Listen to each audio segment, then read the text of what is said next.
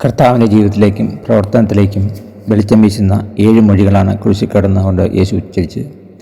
മരണക്കിടക്കയിൽ കിടന്നുകൊണ്ട് ഉച്ചരിക്കുന്ന വാക്കുകൾക്ക് നാം അമിത പ്രാധാന്യം കൊടുക്കേണ്ടതല്ല. യേശുവിൻ്റെ അവസാന വാക്കുകൾക്ക് ഈ പ്രാധാന്യം കൽപ്പിക്കുന്നതിനാൽ അത്ഭുതത്തിന് അവകാശമില്ല. എന്നാൽ യേശു ഉച്ചരിച്ച അന്ത്യവാക്കുകൾക്ക് വികാരപരമായി പ്രാധാന്യം മാത്രമേ ഉള്ളൂവെന്ന് ചിന്തിപ്പാൻ നിവൃത്തിയില്ല. യേശുവിൻ്റെ ജീവിതത്തിൻ്റെയും പ്രവർത്തനത്തിൻ്റെയും ആഗമന രൂപം ഒരു കണ്ണാടിയിൽ പ്രതിഫലിപ്പിക്കുന്ന പോലെ ഈ വാക്കുകളിൽ കൂടെ പ്രതിഫലിപ്പിക്കുന്നുണ്ട്. ഒന്നാമത്തെ മൊഴി, പിതാവേ, ഇവർ ചിന്തിന്നതെന്ന് അറിയാതെ കൊണ്ട് ഇവർ ക്ഷമിക്കണമേ. ലൂക്കോസുവിശേഷം 21-34 വാക്യം. ക്രൂശിൽ വെച്ച് യേശു ഉച്ചരിച്ച 7 മൊഴികൾ ആദ്യത്തേതും അവസാനത്തെ മൊഴികൾ പ്രാർത്ഥനകളായിരുന്നു. ക്രൂശിൽ തടിച്ച ശേഷം തന്നെ തടിച്ചവരോട് ക്ഷമിക്കണമേ എന്ന് കർത്താവ് പ്രാർത്ഥിച്ചു. മനുഷ്യരെ ആകർഷിക്കുന്നതിന് കർത്താവിൻ്റെ ഒന്നാമത്തെ മൊഴിയേക്കാൾ വശ്യമുള്ള മറ്റൊരു വാചകം എഴുതപ്പെട്ടിട്ടുണ്ടെന്ന് തോന്നുന്നില്ല. ഇതിനോട് അടുത്ത് വരുന്ന ഒരു വാചകം ഒന്നാമത്തെ ക്രിസ്തീയ രക്തസാക്ഷിയായ സ്തേഫാനോസ് ഉച്ചരിച്ചിട്ടുണ്ട്. ഒരു രാത്രി മുഴുവൻ കർത്താവ് വിസ്താരത്തിന് വിധേയപ്പെട്ടു. നിന്ദയും പരിഹാസവും അളവില്ലാതെ സഹിച്ചു. ആണികൾ തൻ്റെ ശരീരത്തിൽ കൂടി തുളച്ചു കയറി. മനുഷ്യൻ്റെ ക്രൂരത അതിൻ്റെ പരമകാഷ്ഠതയിലെത്തിയപ്പോൾ കുരിശിൽ കിടന്നുകൊണ്ട് കർത്താവ് പറഞ്ഞു, പിതാവേ, ഇവർ ചെയ്യുന്നത് ഇന്നതെന്നറിയായതുകൊണ്ട് ഇവർ ക്ഷമിക്കണമേ. കർത്താവ് അനുഭവിക്കേണ്ട വേദനകൾ യഥാർത്ഥമായിരുന്നെങ്കിൽ ഇങ്ങനെ പ്രാർത്ഥിക്കുവാൻ കഴിയുമോ? ഈ ചോദ്യങ്ങൾ ചരിത്രത്തിൽ പലപ്പോഴും ഉന്നയിക്കപ്പെട്ടിട്ടുണ്ട്. ഒരു മനുഷ്യൻ എന്ന നിലയിൽ തന്നെയാണ് കർത്താവ് ഈ വേദനകളെല്ലാം സഹിച്ചത്. ഗെത്സമന തോട്ടത്തിൽ കർത്താവ് ഈ വേദനയെല്ലാം വെച്ച് കർത്താവ് പ്രാർത്ഥിച്ചു, പിതാവേ, കഴിയുമെങ്കിൽ ഈ പാനപാത്രങ്ങൾ നീക്കണമേ. കയ്പ് നിറഞ്ഞ പാനപാത്രമാണ് യേശുവിന് കുടിപ്പാനുണ്ടായിരുന്നത്. ഈ വേദന അനുഭവിക്കുന്ന അവസരത്തിലും കർത്താവ് ക്രൂശിൽ കിടന്നുകൊണ്ട് ഉച്ചരിച്ച ആദ്യത്തെ പദം പിതാവേ എന്നുള്ളതായിരുന്നു. യേശുവിനെ കടന്നു പോകേണ്ടി വന്ന സാഹചര്യങ്ങളിൽ കൂടെ കടക്കേണ്ടി വരുന്ന ആരും പിതാവേ എന്ന് ഉച്ചരിക്കില്ല.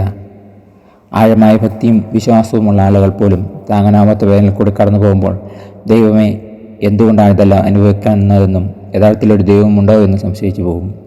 ദൈവം കൈവിട്ടു പോയി എന്ന് തോന്നത്തക്ക വിധമുള്ള വേദനയിൽ കൂടിയാണ് യേശു കടന്നുപോയത്. എങ്കിലും നിരാശ അടുപ്പപ്പെട്ട് പോകുന്നില്ല. പിതാവ് ജീവിക്കുന്നതുകൊണ്ടും താൻ ജീവിക്കുന്നു എന്ന ചിന്തയിലൂടെയാണ് യേശുവിനെ ഭരിക്കുന്നത്. യേശുവിന് ഈ സാഹചര്യത്തിലും ഈ പിതാവ് യഥാർത്ഥമായിരുന്നു. അതുകൊണ്ട് യേശു ക്രൂശിൽ കിടന്നുകൊണ്ട് ആദ്യമേ വായ തുറന്നപ്പോൾ ഈ പദം പുറത്തു വന്നെങ്കിൽ അത്ഭുതപ്പെടാനില്ല. ഇവർ ചെയ്യുന്ന ഇന്നതുകൊണ്ട് എന്ന കർത്താവ് പറയുന്നത് എത്രമാത്രം ശരിയാണ്. സന്നിധി സംഘത്തിൻ്റെ മുമ്പാകെ വിസ്താരം നടക്കുമ്പോൾ ഒരു സമയത്ത് മഹാപുരോഹിതനോട് കർത്താവ് പറയുന്നു, കുറ്റം എന്തെങ്കിലും ചെയ്തിട്ടുണ്ടെങ്കിൽ ചൂണ്ടിക്കാണിക്കുക. യേശുവിനെ എങ്ങനെയും ഇല്ലായ്മ ചെയ്യണമെന്ന് തീരുമാനിച്ച ശേഷം കണ്ടുപിടിച്ച കാരണങ്ങളല്ലാതെ അവർക്കൊന്നും പറയാനുണ്ടായിരുന്നില്ല.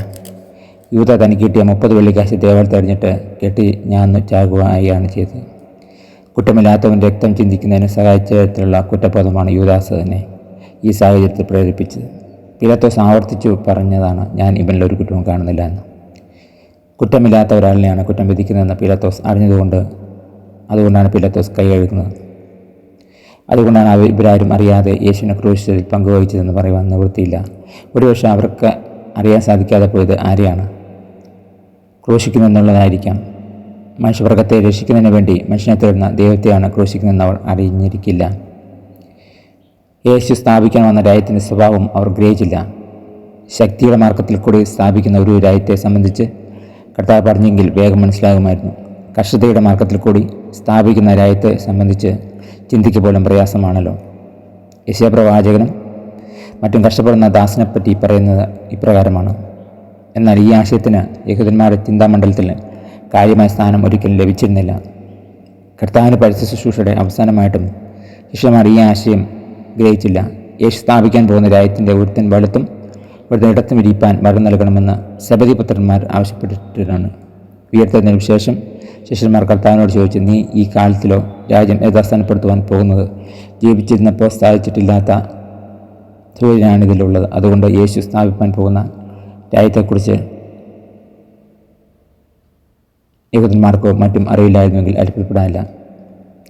ശത്രുക്കളോട് ക്ഷമിക്കണമേ എന്നാണ് കർത്താവ് പ്രാർത്ഥിച്ചത്. ഇത് അക്കാലത്ത് തികച്ചും നൂതനമായ ഒരു ആശയമായിരുന്നു. ആദ്യകാലങ്ങളിൽ ഒരു വർഗത്തിൽപ്പെട്ടയാൾ വേറെ വർഗത്തിൽപ്പെട്ടയാളെ വധിച്ചാൽ ആ വർഗത്തെ മുഴുവൻ നശിപ്പിക്കാൻ പറ്റുക. ഈ പശ്ചാത്തലത്തിൽ മോശ പറഞ്ഞു, ഒരു കണ്ണിന് പകരം മറ്റേ കണ്ണും ഒരു പല്ലിന് പകരം മറ്റേ പല്ലും മാത്രം നശിപ്പിക്കാം. അന്ന് വളരെ പുരോഗമനമായ ആശയമായിരുന്നു ഈ ഉപദേശത്തിൽ അടങ്ങിയിരുന്നത്. പിൽക്കാലത്ത് ഒരു സഹോദരൻ തെറ്റ് ചെയ്താൽ 3 തവണ വരെ ക്ഷമിക്കാമെന്ന് ചില റബിമാർ പഠിപ്പിക്കുന്നു. അതുകൊണ്ട് വലിയ മഹാമനസ്കതയോടുകൂടി പത്രോസ് കർത്താവ് ചോദിക്കുന്നത് 7 തവണ ക്ഷമിച്ചാൽ മതിയോ? 3 ഇരട്ടിയിലും കൂടുതലാണല്ലോ 7 എന്ന വിചാരത്തോടു കൂടിയാണ് യേശു സമീപിച്ചത്. എന്നാൽ കർത്താവ് പഠിപ്പിച്ച് ക്ഷമിക്കാതെയില്ല. ക്ഷമയുടെ പരിധിയിൽ വരുന്നത് സഹോദരൻ മാത്രമല്ല, ശത്രുക്കളോടും ക്ഷമിക്കണം. കൂട്ടുകാരനെ സ്നേഹിക്കുക എന്ന ശത്രുക്കളെ പകയ്ക്കുക എന്നും അല്ലിച്ചത് നിങ്ങൾ കേട്ടിട്ടുണ്ടല്ലോ. ഞാനോ നിങ്ങളോട് പറയുന്നത്, നിങ്ങൾ ശത്രുക്കൾക്ക് വേണ്ടി സ്നേഹിപ്പിൻ, നിങ്ങൾ ഇവർക്ക് വേണ്ടി പ്രാർത്ഥിപ്പിൻ. മത്തായി സുവിശേഷം 5:43-44 വാക്യം. യേശു പഠിപ്പിച്ചതിന് അനുയോജ്യമായ വിധത്തിൽ തന്നെയാണ് കർത്താവ് ശത്രുക്കളോട് ഇടപെടുന്നത്. ഒരുപക്ഷെ യേശുവിൻ്റെ ജീവിതത്തിൽ മാത്രം സംബന്ധിച്ച ഒരു സ്വഭാവ വിശേഷം ആയിരിക്കാം. അവതാരത്തെ സംബന്ധിച്ച് മറ്റു മതങ്ങളുടെ ഉപദേശത്തിൽ ദുഷ്ടന്മാരെ നിഗ്രഹിച്ച് ശിഷ്ടന്മാരെ ചേർക്കുകയാണുള്ള ലക്ഷ്യം. നന്മയാൽ മാത്രമേ തിന്മയെ ജയിക്കാൻ സാധിക്കുകയുള്ളൂ എന്നാണ് യേശു പഠിപ്പിച്ചു. ദൈവത്തിൻ്റെ യഥാർത്ഥ സ്വഭാവമാണ് ക്രിസ്തുവിൽ വെളിപ്പെടുത്തുന്നത്. വിശുദ്ധ പൗലോസ് പറയുന്നു, ശത്രുക്കളായിരുന്നപ്പോൾ തന്നെ അവൻ നമ്മെ സ്നേഹിച്ചു. അതിലില്ലാത്ത സ്നേഹത്തിന് മാത്രമേ ശത്രുക്കളെ സ്നേഹിക്കാൻ കഴിയുള്ളൂ. നമ്മെ സംബന്ധിച്ചിടത്തോളം വളരെ പ്രധാനമർപ്പിക്കുന്ന ഒരു കാര്യം ഇതുപോലൊരു ദൈവത്തോട് ഇടപെടേണ്ടി വരുന്നു എന്നുള്ളതാണ്. ശത്രുക്കളായിരിക്കുമ്പോൾ തന്നെ അവൻ നമ്മെ സ്നേഹിച്ചു. സ്നേഹത്തിൻ്റെയും പാപക്ഷമയുടെ ആഴം ഇവിടെ നാം കാണുന്നു. സ്നേഹത്തോടുള്ള നമ്മുടെ പ്രതികരണം എന്തായിരിക്കും? ദൈവം ക്രിസ്തുവിൽ കൂടെ നമ്മോട് ക്ഷമിച്ചു. എന്നാൽ ഈ ക്ഷമ നമ്മുടെ ആയിരിക്കണമെങ്കിൽ മറ്റുള്ളവരോട് നാം ക്ഷമിക്കണം. മറ്റുള്ളവർ ക്ഷമിക്കുന്നതിന് തയ്യാറാകുന്നതിനനുസരിച്ചാണ് നമുക്കും ലഭിക്കുന്നത്. കർത്താവ് പ്രാർത്ഥിപ്പാൻ പഠിച്ചു പറഞ്ഞു, ഞങ്ങളുടെ നേരെ കുറ്റം ചെയ്യുന്നവരോട് ഞങ്ങൾ ക്ഷമിച്ച പോലെ ഞങ്ങളോട് കുറ്റങ്ങളും ഞങ്ങളോടും ക്ഷമിക്കണമേ.